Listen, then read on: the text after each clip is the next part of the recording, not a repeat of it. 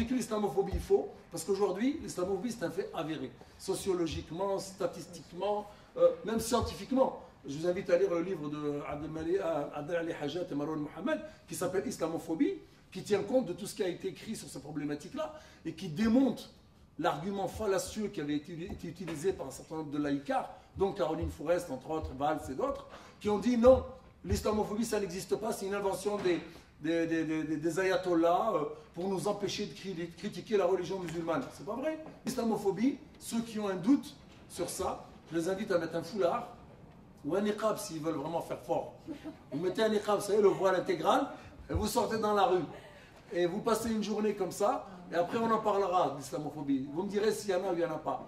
Donc moi, c'est pour ça que je dis les femmes aujourd'hui qui, par conviction, choisissent de porter le foulard, moi je dis on doit leur délivrer la médaille du courage en fin d'année. Une fille aujourd'hui musulmane qui fait le choix de porter le foulard, il faut qu'elle fasse une croix sur des dizaines de métiers. Est-ce que c'est normal? Elle ne pourra jamais travailler dans la fonction publique, elle ne pourra jamais être juge, elle ne pourra jamais être femme politique, elle ne pourra jamais devenir professeur. C'est ça le pays des droits de l'homme. Bon, moi je dis islamophobie, ça veut dire quoi? Ça veut dire une peur irraisonnée de l'islam. C'est pas ça la réalité. C'est pas la réalité parce que quand les gens ont peur de quelque chose, on peut les soigner. La phobie, ça se soigne, ça se traite.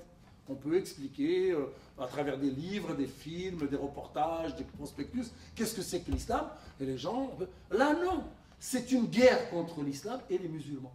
Contre une catégorie de musulmans. Bien sûr, je pèse mes mots et on va y venir. Il y a un problème de classe, il y a un problème d'appartenance.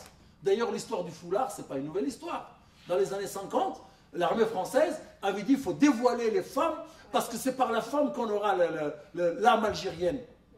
Il y a eu des campagnes de dévoilement, soi-disant. Tu sais, les femmes, elles viennent, elles enlèvent le foulard. Ouais, je suis libérée de ça. C'était une affaire en plus qui était montée toute pièce. C'était la fille d'un général, d'un militaire français qui s'était fait passer pour une Algérienne et qui avait mis un faux foulard et qui l'avait enlevé. Donc ça vient des racines historiques.